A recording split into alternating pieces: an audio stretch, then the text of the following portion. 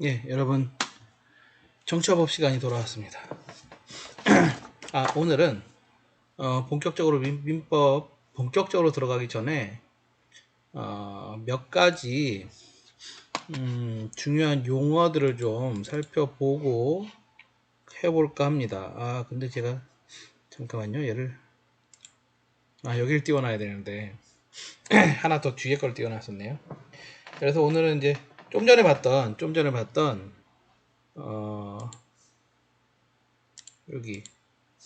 여기부터가 이제 본격적으로, 그래서 1로 다시 시작하잖아요. 1 이렇게. 그래서 여기부터가 이제 본격적인 내용이고요. 그러니까 본격적인 민법, 본격적인 내용이고요.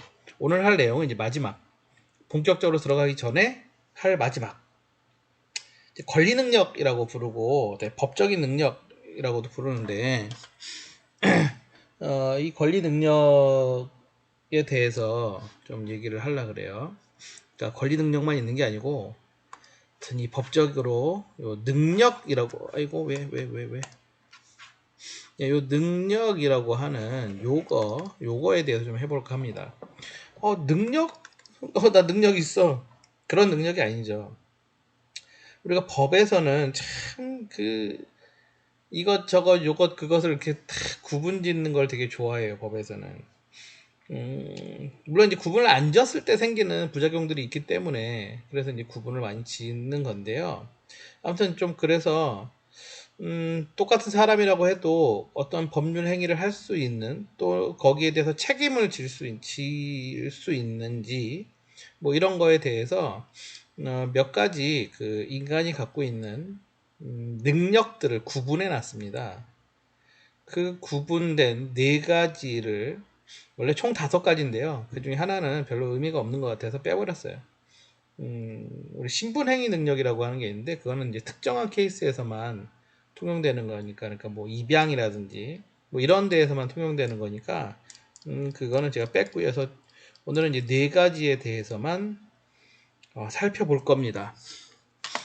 그리고 가능하면 여기까지 해볼까 해요. 근데 한 35분 정도를 생각해 놓고 여기까지 갈 수 있을지는 한번 해보고 판단해 보도록 하죠. 자, 일단 요 하나 둘셋넷 4가지 능력들에 대해서 좀 살펴보도록 하겠습니다. 자, 사람이라면 누구나 태어나면서부터 갖는, 심지어 때로는 아직 사람이 아닌 태아도 가질 수 있는, 경우에 따라서 태아도 가질 수 있는 인간이 갖고 있는 가장 기본적인 능력, 가장 기본적인 어떤 지위? 뭐 이렇게 불러야 되는 건데, 지위는 아니죠. 아무튼 기본적인 그 권리 능력인데, 여기 권리 능력이에요. 미안해요. 예, 권리 능력입니다. 그 밖에 뭐라고 표현을 못 하겠어요. 권리 능력이에요. 권리 능력이라고 하는 게 있습니다. 사람이라면 누구나 태어나면서부터 권리와 의무의 주체가 될 수 있는 가장 기본적인, 가장 이 밑바탕에 이렇게 깔려있는, 기본적으로 갖는 게 권리 능력이라고 부르는 겁니다. 자, 자연인과 법인 모두 인정하고요. 법인? 예, 지난 시간에 법인 설명했습니다. 다시 얘기하지만 사람은 자연인이 있고 법인이 있어요. 자연인은 그냥 우리 같은 사람들이 자연인이고요. 법인은 우리랑 다른데, 그러니까 이런 실체가 있는 사람이 아니죠. 법인은 그냥 법으로 만들어진, 페이퍼상으로 만들어진 사람이에요. 그렇다고 해서 존재하지 않는 그냥 우리 같은 사람을, 유령을 만든 건 아니고요. 그러니까 페이퍼상으로 만들어진 어떤 단체, 이런 애들에게 사람과 똑같이 취급해 주는 거예요. 그걸 우리 법인이라고 부르고요. 대표적인 게 뭐 학교법인, 종교법인, 사단법인, 재단법인, 복지법인, 뭐 법률법인, 뭐 이런 식으로 앞에 붙어 있는 것들 많아요. 지난 시간에도 얘기했지만 여기 화성고등학교 같은 경우 뭐 학교법인 땡땡 학원, 화성고등학교, 아마 이렇게 써 있을 거라고요. 그러니까 사립학교들은 다 학교법인이에요. 사립학교들은. 그다음에 막 학원도 엄청 큰 학원들 있잖아요. 그냥 조그만 학원들, 조그만 동네 학원 말고 큰 학원들 있잖아요. 걔네는 어 학원법인이라고 하는 또 그런 형태도 띱니다. 자, 아무튼 사람이 자연인과 법인이 있다라는 거 구분하셔야 되고요. 알고 계셔야 되고요.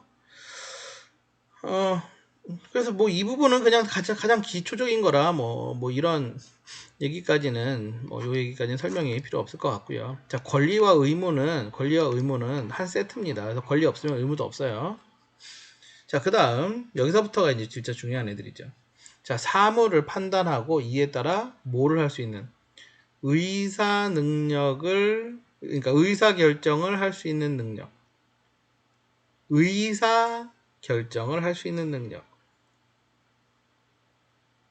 의사 결정을 할 수 있는 능력. 그래서 이것을 의사 능력 이렇게 부릅니다. 그러니까 뭐라고 불러야 되죠? 이게 뭔지 아닌지 정도는 이게 내가 이거 싫어 좋아 이 정도는 판단할 수 있어야죠. 싫어 좋아 이 정도 판단할 수 있고, 일단 이게 좋은 건지 이게 나쁜 건지, 그러니까 이게 뭐라고 불러야 되죠? 어느 게 예를 들어서 이런 거 있죠. 숫자 5가 큰 건지 3이 큰 건지 이런 거 구분할 수 있는, 또는 본인이 하는 행동이 그냥 엄마 아빠한테 혼나는 행동이 아니라 이게 나쁜 짓인지 아닌지 정도는 판단할 수 있는, 그러니까 선과 악 정도는 판단할 수 있는, 그 정도를 의사 능력이라고 얘기합니다. 그런 걸 판단하고 이게 선과 악 정도는 판단하고 이게 자기에게 유리한 건지 불리한 건지 정도, 이 정도는 판단할 수 있어야 돼요. 그 정도는 판단할 수 있어야 본인이 하는 행동이 본인에게 유리한 건지 불리한 건지 정도는 판단할 수 있겠죠. 뭐 그 정도예요, 그 정도. 그러니까 권리 능력은 그냥 태어나면서부터 주어지는 거고, 그 다음 사람으로서 할 수 있는 기초적인 이 머리 수준 딱 거기까지, 그 수준이 되면 이제 의사 능력이라고 부르는 겁니다. 의사 결정을 할 수 있는, 난 이거 할 거야, 저거 할 거야 할 수 있는 그 정도를 어떻게 사물을 판단하고 할 수 있는 정도, 그 정도가 의사 능력입니다. 구체적으로는 보통 우리나라는 이제 만 7세 정도를 보는데요. 그때 좀 달라요. 왜냐하면 사람마다 발달 속도가 좀 다르잖아요. 그래서 만 7세가 안 됐음에도 불구하고 굉장히 모든 것을 이렇게 또래 그 애기들 같지 않게 이렇게 잘 아는 애들이 있는가 하면, 뭐 초등학교 2학년 3학년 됐는데도 7세가 훨씬 넘었는데도 불구하고 완전 애기 같은 애들도 있을 수 있거든요. 그래서 이 뒤에 나오는 다른 능력들도 마찬가지지만 다 개별적으로 판단하게 되어 있습니다. 어쨌든 평균적으로 보면 우리나라에서는 이제 초등학교 1학년 정도부터는 의사 능력을 갖는다라고 이제 보고 있지요. 자, 만약에 그 다음에 이제 뭐가 중요한 거냐면, 그 다음에 이제 요거예요. 능력이 없는 경우, 요겁니다. 자, 만약에 의사 능력이 없는 경우에는 그 행위는 뭘 얘기하는 거냐면 법률 행위를 얘기하는 겁니다. 사실은 사람의 모든 행위는 다 여러분들이 몰라서 그렇지 다 이게 법률 행위입니다. 우리가 그걸 일일이 법으로 규제하지 않을 뿐이지 따지고 보면 다 법률 행위예요. 아무튼 만약에 의사 능력이 없는 사람이라면 그 사람이 한 법률 행위는 그 자체가 성립하지 않고, 따라서 원천무효입니다. 원천무효. 처음부터 무효. 자, 한번 이런 예를 한번 들어보죠. 자, 사물을 판단하지 못하는 아이입니다. 예를 들어, 제가 실제로 옛날 우리 조카들한테 해봤는데, 우리 조카들 아기 때, 설 때 애기들이 세배하고, 그때 완전 깐난쟁이들인데 세배하고 할아버지 할머니들한테 그 1,000원짜리 받았었단 말이죠. 근데 제가 가가지고 이제 실험을 해본 거죠. 얘네들이 진짜 어느 정도 수준인가. 애들이 1,000원짜리 갖고 있는데 이게 사실 뭔지 모르잖아요. 애들은 돈이라는 것만 알지. 그 다음에 그걸 주면 그걸 주면 누군가가 자기한테 뭘 준다는 정도만 아는 거죠. 그래서 10원짜리를 잔뜩 갖고 가가지고 봐봐라 이거 이렇게 이거 찢어진다 이렇게 얘기하고 근데 이거 훨씬 무겁지 이건 반짝반짝거린다 바꿔봤어요. 바꿔봤습니다. 바꿔줘요. 사물을 판단할 능력이 안 되는 거죠. 자 그러면 예를 들어서 그렇게 해서 1,000원짜리랑 내가 10원짜리 몇 개 주워줘가지고 100원이랑 교환을 했다고 쳐보죠. 이 교환도 법률행위입니다. 계약이에요. 교환도. 이런 행위를 했어요. 이게 만약에 자유롭고 평등한 사람과 사람이 만나서 의사가 합치돼서 이 계약이 이런 건데 의사가 합치돼서 1,000원과 100원을 1,000원짜리 지폐와 100원짜리 10원짜리 동전 10개를 교환하기로 합의하였다 하더라도 그거는 무효인 거죠. 그걸 어떻게 유효한 법률 행위라고 부를 수 있습니까? 그래서 의사 능력이 없으면 모든 법률 행위는 다 무효예요. 무효. 이걸 딱딱딱딱 이렇게 구분은 안 되죠. 딱딱딱 구분은 안 되는데 얘가 의사 능력이 있는지 없는지 어떻게 딱딱딱 구분이 되겠어요. 근데 어쨌든 우리 보면 알잖아요. 대충 보면 알잖아요. 그래서 이게 이제 일상적일 때는 상관이 없는데 정말 구체적인 사건으로 가면 결국 이제 법원에서 판단을 합니다. 이 사람의 의사 능력이 있는지 없는지 법원에서 판단을 해요. 그 의사 능력이 있는지 없는지 법원에서 어떻게 판단하는지 제가 좀 이따가 좀 이따가 얘기를 해보도록 할게요. 그걸 왜 좀 이따 하냐면 요거랑 묶어서 할 거거든요. 요거랑 묶어서 할 거기 때문에 이게 요거랑 한 세트거든요. 얘랑 한 세트라 묶어서 얘기할 겁니다. 자, 그다음 자, 재산법상의 권리나 의무를 질 수 있는 법률 행위를 혼자서 할 수 있는, 즉 온전한 행위를 할 수 있는 능력. 아이고 벌써 나왔네요. 행위 능력인데요. 혼자서 온전한 법률 행위를 할 수 있는 능력입니다. 아주 간단히 얘기하면 여러분들은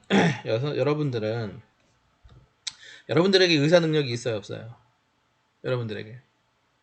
자, 여러분들이 사물을 판단하고 뭔가를 할 수 있는 의사결정을 할 수 있는 능력은 있죠. 그러니까 여러분들 의사 능력은 있어요. 그런데 여러분들이 예를 들어 집을 사거나 뭘 하거나 큰 돈을 들이는 어떤 계약 행위를 할 수 없죠. 그 계약 같은 행위를 할 수 있는 능력을 행위 능력이라고 얘기해요. 아직 여러분들이 의사 능력은 있지만 그 의사 능력의 수준이 충분히 도달해서 온전한 법률 행위를 할 수 있는 수준까지는 아직 안 됐다라고 판단하고 있는 거예요. 법적으로는. 그래서 여러분들은 제한 능력자입니다. 행위 능력을 제한해 놨어요. 그래서 여러분들이 스마트폰 새로 사러 혼자 가면 거기서 휴대폰 가게에서 그냥 판매하지 않는 겁니다. 여러분들이 사용할 수 있는 어떤 금액의 수준이 일상적인 소비 수준 정도까지만 사람들이 상식선에서 보고 있는 거죠. 그것을 훨씬 뛰어넘는 어떤 계약 행위는 유효한 법률 행위가 되어야 하는데 그때는 행위 능력이 있어야 돼요. 그래서 보통 여러분들은 부모님의 허락을 받아야 되는 거죠. 왜냐하면 여러분들은 행위 능력이 없으니까. 자, 행위 능력. 일반적으로 언제부터? 일반적으로는 성년부터입니다. 자, 일반적으로는 성년부터예요. 일반적으로는. 근데 성년이 넘었는데도 불구하고 행위 능력이 인정되지 않을 수도 있어요. 그런 경우도 있어요. 그런 사람들 제한 능력자라고 부릅니다. 그런 사람들이 있어요. 자, 그 다음 제한 능력자는 정해진 범위 내에서는 행위 능력이 가능해요. 정해진 범위 내에서는. 예를 들어 여러분들이 어디 가서 10,000원짜리, 20,000원짜리 정도를 어디 가서 밥도 먹고 뭘 물건을 살 수도 있고 하잖아요. 자, 우리 사실 슈퍼마켓 가가지고 과자 한 봉다리 사는 것도 다 계약이거든요. 따로 계약서를 작성하고 뭐 이런 걸 하지 않을 뿐이지 법률적인 행위로는 그거 다 계약이에요. 그런데 여러분들이 행위 능력이 없기 때문에 그런 행동도 할 수 없다. 이건 말이 안 되잖아요. 그래서 일반적으로 법률상 인정되는 행위들이 있습니다. 일상적인 여러분 수준에서 사용할 수 있는 일상적인 처분이 가능한 처분이 허락된 수준에서의 일상적인 행위, 상거래 행위는 가능해요. 그게 이제 정해진 범위라고 얘기하는 겁니다. 자, 행위 능력이 없는 사람이라고 하면 취소할 수 있습니다. 자, 이게 무슨 얘기냐면 예를 들어 자, 여러분들이 갤럭시 노트 20 플러스 갤럭시 노트 20 플러스 최고급 사양 한 100만원 넘겠죠. 얼마인지 잘 모르겠는데 자, 이런 거를 구입하러 갔습니다. 구입하러 가서 거기 사람하고 해가지고 계약서 딱 해서 탁 사인도 하고 그래가지고 할부 계약 탁 하고 갖고 왔어요. 물론 이건 실제로는 이런 일이 거의 안 일어날 거예요. 실제로는 이런 일이 일어날 일이 거의 없어요. 왜냐하면 판매를 안 할 거니까 여러분들한테. 여러분들이 부모님하고 같이 가지 않고 그냥 자기 혼자 가가지고 이거 딱 아마 안 팔 거예요. 이렇게 파는 사람 없을 거예요. 왜냐하면 그 사람들 알고 있거든요. 여러분들이 행위 능력이 없다는 걸 알고 있거든요. 근데 어쨌든 계약을 체결했다고 칩시다. 자, 계약을 체결했어요. 근데 여러분들은 행위 능력이 없기 때문에 언제든지 취소할 수 있어요. 언제든 취소가 가능해요. 그래서 여러분들이 가면 안 판다고요. 처음부터. 왜냐하면 취소할 수 있으니까 언제든지. 행위 능력이 없으면 취소할 수 있다. 취소할 수 없으면 처음부터 무효다. 그래서 여러분들한테 이런 거 안 판다. 부모님하고 같이 가지 않으면 처음부터 안 판다. 왜 안 팔어? 그 사람들이 바보가 아니다. 여러분들이 그걸 갖고 와가지고 뜯어서 다 해볼 거 다 해보고 다시 갖고 와가지고 저 미성년자인데 저 행위 능력이 없어서 취소할게요. 물를게요. 물러줄 수밖에 없다. 물론 그렇지 않을 수 있습니다. 고의로 속여서 마치 행위 능력이 있는 듯 속여서 한 경우에는 취소할 수 없어요. 근데 그렇지 않은 케이스는 취소할 수 있습니다. 그러니까 아까도 얘기했죠. 그러니까 여러분한테 안 판다고요. 처음부터. 취소될 수 있기 때문에. 자, 그 다음 여기 자, 여기는 불법 행위 능력이라고도 부르는데 일반적으로 이제 뭐라고 부르는 애가 있냐면 자, 여러분들이 행위 능력이 있잖아요. 그럼 행위를 했으면 거기에 대해서 뭘 져야 돼요? 책임을 져야 돼요. 그래서 여기는 사실 뭐라고 부르냐면 책임 능력이라고 부릅니다. 여기는 책임 능력이라고 불러요. 자, 일반적으로는 이 책임 능력은 제가 갖고 있던 책에는 제가 갖고 있는 이 법률 용어 사전 이렇게 해야 돼? 자, 법률 용어 사전 여기에는 이게 20세 정도 20세 정도로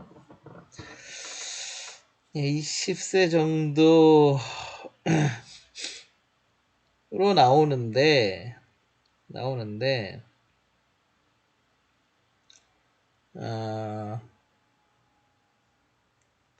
최근 거에는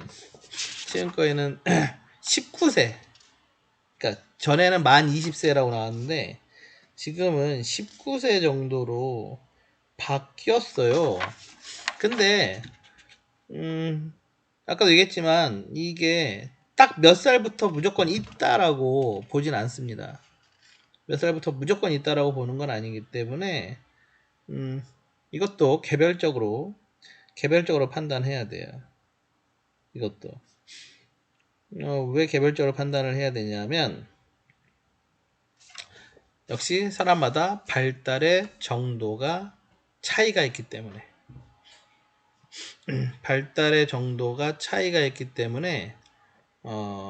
개별적으로 판단해야 됩니다. 자, 그리고 제가 아까 의사 능력과 책임 능력은 세트라고 얘기했잖아요. 요거는 사실 자, 의사 능력이 있다면 책임 능력이 있다라고 봐요. 그러니까 이게 카메라가 여기 있구나. 이쪽 면이냐 이쪽 면이냐예요. 똑같은 애인데 이쪽 면에서 보면 의사 능력이라고 부르는 거고요. 이쪽 면에서 보면 책임 능력이라고 부르는 거예요. 그러니까 본인이 하는 어떤 행동에 대해서 본인이 뭘 하고 있는지를 안다. 내가 이 행위를 하는 것이 옳은 일인지 그른 일인지 또 이걸 하면 이게 불법적인 건지 아닌지 내가 이거 하면 안 되는 건데 이거 나쁜 짓인데 이런 걸 구분할 수 있잖아요. 그러니까 이게 나쁜 짓인지 알면서 하는 거잖아요. 예를 들자면 형법적으로 형사적으로 본다면 그러면 당연히 거기에 대해 책임이 있다는 것도 알고 있다는 거죠. 그러니까 똑같은 그 능력을 본인이 판단 능력 쪽에서 볼 거냐 네가 판단 능력이 있으니까 그걸 나중에 책임져야 된다는 쪽에서 볼 거냐에 따라서 그냥 용어를 달리하는 것 뿐입니다. 그래서 두 개는 사실은 어찌 보면 같은 애다 이렇게 보시면 돼요. 의사 능력과 책임 능력은 그래서 두 개를 이제 묶어놨다라고 보시면 되고요. 근데 그렇다고 해서 무조건적으로 다 의사 능력이 있으면 책임 능력이 있다라고 보지는 않습니다.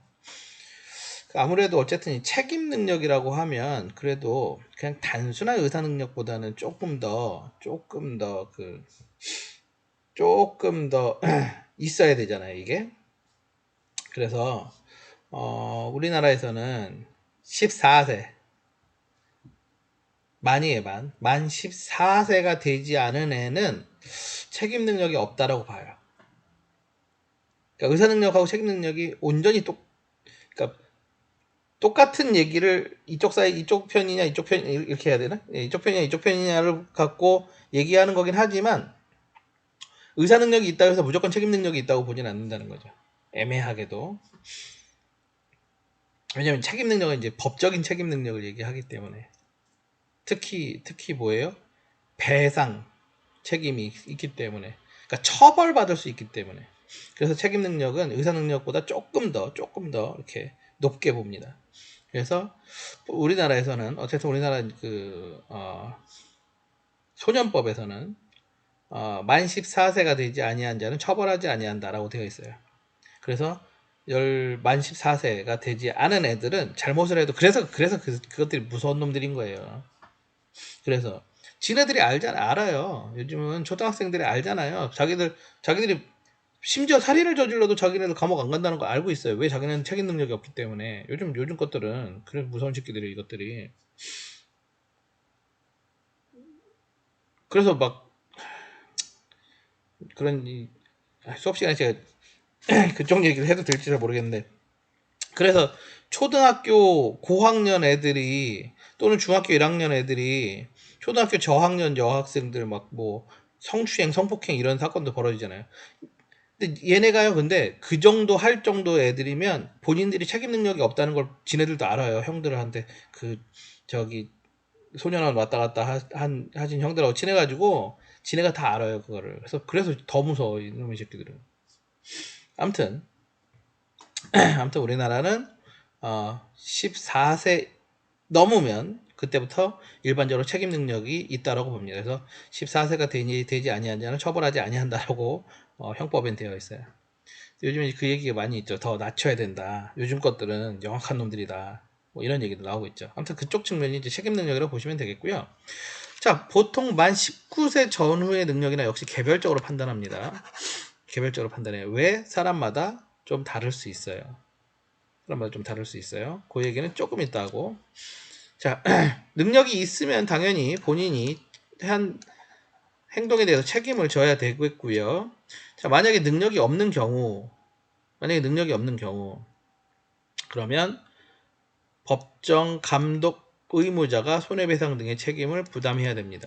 무슨 얘기냐면 책임 능력이 없는, 예를 들어 책임 능력이 없는 뭐 초등학생이 누군가의 손해를 끼쳤다. 그러면 그 애를 책임져야 되는, 감독해야 되는 그 감독 의무자, 보통 누굴까요? 보통 부모가 되겠죠. 보통 부모들이 그 손해에 대해서 책임을 져야 합니다. 일반적으로는 부모들이죠. 자, 그 다음에 이제 요 얘기로 올게요. 자, 요 얘기로 오면서 이게 왜 요 얘기랑도, 여기 아까 7세 요 얘기랑 연결을 한번 해볼게요. 일단 지우고, 쭉 한번 지우고, 요거를 지워야 더 빨리 지워질려나? 야, 예. 일단 지우고 25분, 네, 35분 가능할 것 같아요. 35분보다 조금 더 갈 수 있을 것 같기도 한데, 자, 일단 지우고 가겠습니다. 자, 제가 아까 이제 요거 7세 얘기 해놨었잖아요. 요거 7세. 그 다음에 요거 개별적으로. 그 다음에 여기도 보통은 만 19세 전후인데 개별적으로. 자, 왜 그러냐면 성인들도 책임 능력은 불법 행위 능력이라고도 부른다. 자, 성인들도 책임 능력이 없는 케이스들이 있거든요. 보통 그래서 일반적으로 그 책임 능력이 없는 케이스, 제가 판례들을 좀 찾아봤거든요. 오랜만에 또 대법원 판례 정보 들어가가지고 또 검색을 좀 해봤습니다. 그래서 쭉 봤더니 대부분 판결이 이 정도에서 나와요. 뭐 예를 들어 뭐 이런 얘기들이 있어요. 뭐 비록 뭐 나이가 뭐 30 몇 세이나 두개골 골절 사고를 무슨 사고로 두개골 골절 후 수술을 받고 나서 판단력과 기억력이 저하되어 상황에 맞지 않는 말과 행동을 하고 객관적으로 신체 검증을 해본 결과 지능 지수가 68에 불과하며 치매 수준으로 판단되더라. 그리고 쭉 종합해보면, 예. 그리고 뭐 또 다른 케이스는 역시 비슷합니다. 무슨 사고로 뭐 머리를 다쳤는데 그 이후로 이 사람들이 평상시에 행설수설하고 뭐 해서 봤더니 역시 신체 감정을 해봤더니 지능지수가 64 정도 나오고 사회적 연령은 7세 정도에 불과하더라. 7세가 여기서 나오더라고요. 그 다음에 또 이런 케이스. 발달장애가 있어서, 발달장애 뭔지 아시죠? 발달장애가 있어서 비록 다른 사람들하고 어느 정도 의사소통은 가능하나 지능지수가 약 47 정도 나오고 사회적 연령도 7세 수준밖에 안 되더라. 물론 성인입니다. 현재 성인. 뭐 이렇게 나오더라고요. 이러면 이 사람들이 책임 능력이 없다라고 대법원 판례들이 나오더라고요. 그러니까 대법원 판례에서 보면 성인이지만 이 사람이 뭐 사고로 그랬건 아니면 처음부터 그 발달장애가 있었건 간에 사회적 나이가 7세 정도밖에 안 된다 그러면 책임 능력을 안 줘요. 없다고 해요. 그러면 책임 능력이 없으면 뭐라고요? 책임을 안 져요. 처벌을 안 받는다고요. 처벌을 안 받는다고요. 옛날에 그런 사건이 있었잖아요. 이게 몇 년 전에 있었던 사건인데, 이게 나중에 해야 되는 얘기인데, 몇 년 전에 있었던 사건인데, 어디지? 이제 오래돼서 기억도 잘 안 나네요. 무슨, 엄마가 애기 됐고, 조그만 애기 됐고, 무슨, 아무튼 어디 봉사활동, 사회복지원 이런 데 봉사활동 하러 갔는데, 봉사활동 하러 가가지고 잠깐 뭐 이렇게 옆에 뭐 하는 사이에 거기 시설에 있는 성인 남자가 그 아기를 잡아가지고, 이렇게 보이는구나. 아기를 잡아가지고 엄마가 보는 앞에서 3층인가 4층 창문에다 이렇게, 이렇게 해야 되는, 이렇게 들고 있다가 또 그런 애들 힘 세잖아요. 엄마가 하면 안 돼 이러는데 와, 얼마나 노력했어요. 근데 거기서 던져가지고 엄마가 보는 앞에서 깐난쟁이가 죽은 사건이 있었습니다. 근데 책임 안 졌어요. 감옥 안 간다고요. 왜? 책임 능력이 없기 때문에. 발달장애야.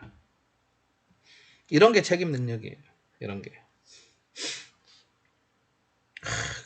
그 사건 얼마나, 예, 이런 게 책임 능력입니다. 그래서 우리나라는, 아까도 얘기했지만, 14세 미만. 이게 절대 연령, 이건 형법에선 절대 연령인데, 형법에서 절대 연령이니까 실제로 이 사람, 어떤 사람의 성인이라고 해도 사회적 연령이 아직 초등학교 수준이다 이렇게 보면 대부분 책임 능력이 없다라고 볼 겁니다.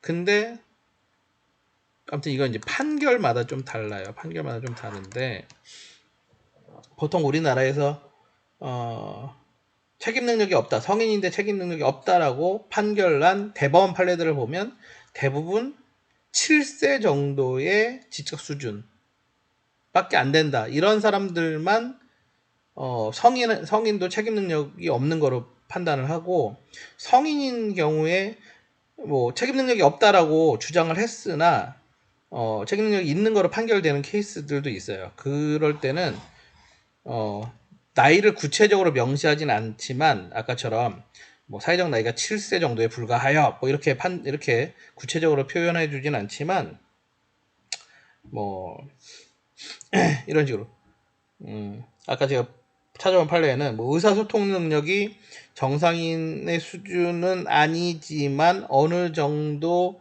사물을 판단할 수 있는 정도는 있다고 판단되는 뭐 이렇게 얘기를 합니다. 그러면 책임 능력이 있다고 봐요.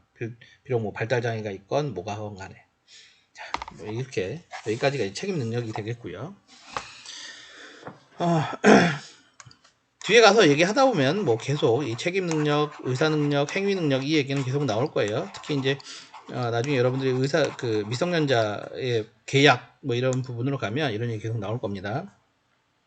자, 여기 다시 한번 채워볼게요. 자, 권리 능력, 그 다음에 의사 능력, 그 다음에 행위 능력, 그 다음에 여기가 마지막 책임 능력. 이렇게 보시면 되겠습니다. 자, 그 다음에 이제 무능력자로 가보도록 할게요. 예, 빨리 갈게요. 무능력자. 자, 무능력자. 이거 다른 말로 무능력자라고도 하고요. 다른 말로 이렇게 불러요. 제한능력자. 두 개 같은 말입니다. 제한능력자, 무능력자 같은 말이에요. 위에는 제한능력자라고 해놨네요. 제가. 예, 제한능력자, 무능력자. 사실 앞에 이제 행위 무능력자라고도 하는데 같은 말입니다. 여기 행위자를 넣어도 되고 안 넣어도 똑같습니다.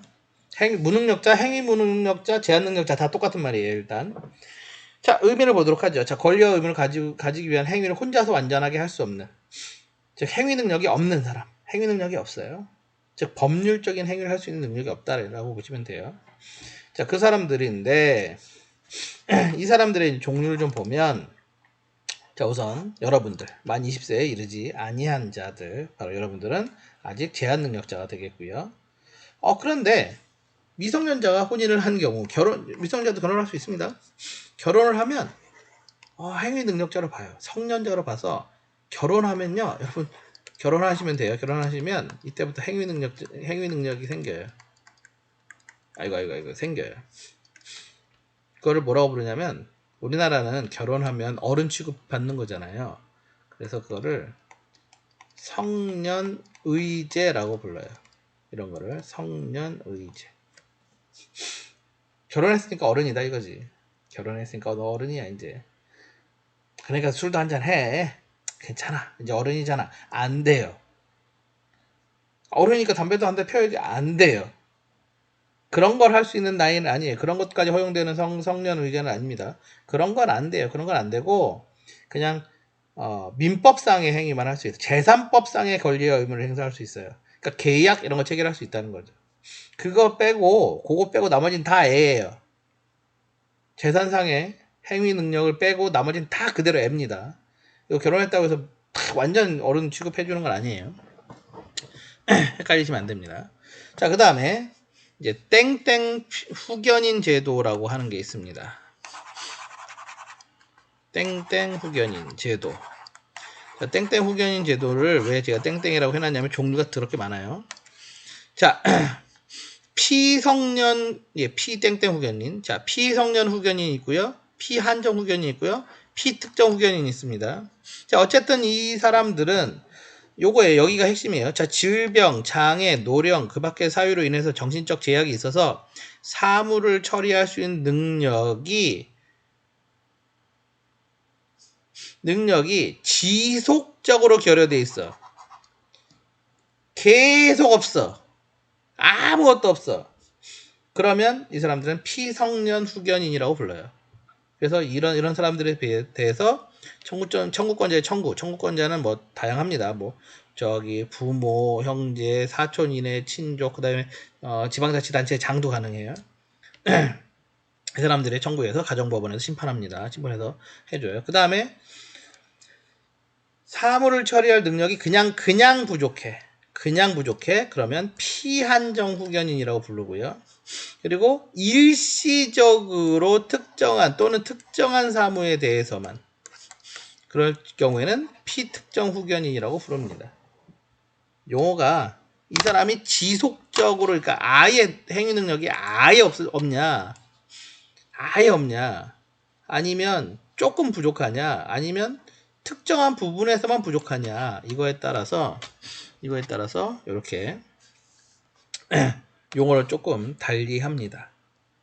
그래서 이 사람들은 그 법률 행위를 누가 해줘야 된다? 후견인이 해줘야 돼요. 이 후견인은 법원에서 지정해줍니다. 법원에서 지정해주는 후견인이 대리해줘야 돼요. 또는 어떤 행위에 대해서 후견인의 추인이 필요해요. 추인이 뭔지에 대해서는 다음 시간에 얘기하도록 할게요. 자, 이런 사람들. 물론 이 사람들도 일상생활에 필요한 수준의 소비, 일상적인 소비 생활 정도는 할 수 있습니다. 이 사람들도.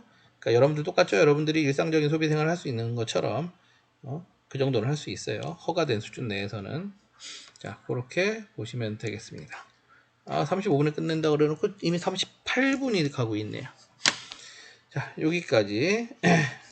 요거까지 쓸게요. 여기 성년의제. 여기까지 얘기하고 오늘 수업은 마무리하고요. 나머지 뒤에 가서 또 얘기하다 보면 여기에 대한 얘기 계속 나올 겁니다. 여러분들이 오늘 이거 한 방에 다 저희 머릿속에 탁 들어가 있다고 생각하지는 않아요. 뒤에 가서 구체적인 또 사안에 따라서 얘기를 계속 해보도록 하겠습니다. 여기서 마무리하도록 하죠.